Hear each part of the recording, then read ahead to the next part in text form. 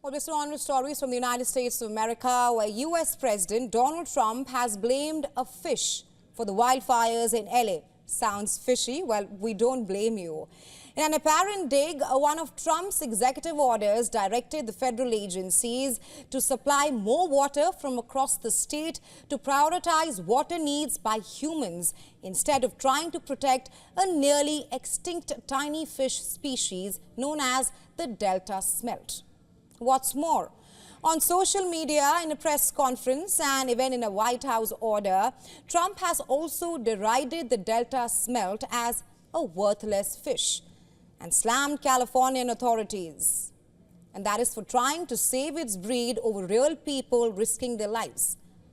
But the question being, how did a tiny fish even get on Trump's nerves and land up in a heated political controversy surrounding wildfire response and water management? Experts say, in reality, California's Delta smelt has minimal connection to the city's water supply, some of whom have criticized Trump's environmental policies over not being backed by scientific solutions.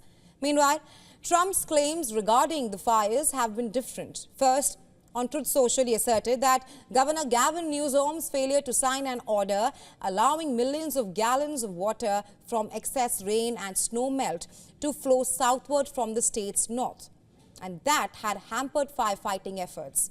Then, Trump asserted the accusation in a Day 1 executive order in the form of a memorandum titled "Putting People Over Fish, Stopping Radical Environmentalism to Provide Water to Southern California." It's no secret that in times things flared up between Trump and Newsom, with the U.S. president asking the governor to quit over his mismanagement of the LA fires, and Newsom hitting back at Trump for making this issue a political one. But what you see is that the experts suggest that California has a complex water crisis for over 4 decades, with climate change also playing a very key role in it. But can a fish really be blamed for the plight of millions who have been facing some of the deadliest infernos of the history of California? That has also ravaged prominent cities, areas and neighborhoods. What about lawmakers, governments and policymakers who are in fact in charge of real and strong decision-making that can perhaps impact the lives of millions grappling with the current crisis? Moreover, California's water management policies have long been a flashpoint between environmentalists and urban planners. And as far as the fish is concerned, experts suggest that the story is quite the other way around. In 2009, water diverted due to agriculture and urban use, which then created a loss of habitat, as well as increased predation by invasive species and exposure to contaminants, prompted Californian officials to list the fish as endangered. This had also sparked discussions around balancing conservation alongside meeting agricultural and human demands.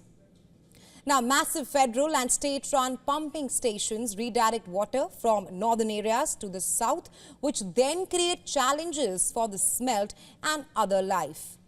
Experts suggest protections that limit the amount of pumping for the Delta smelt and other fish have had minimal recent impact on the LA water supply, with data now suggesting that most of the state's major reservoirs are currently at or above historic levels for this time of year, particularly in the south. This not only makes Trump's claims rather questionable, but also turns this humble species into a scapegoat, or if we can say, a scape fish. And now the moot question is, even with new fires breaking out in parts of California every other day and firefighters' die-hard efforts to control the damage, can LA be out of the woods soon? Well, that only time will be able to tell.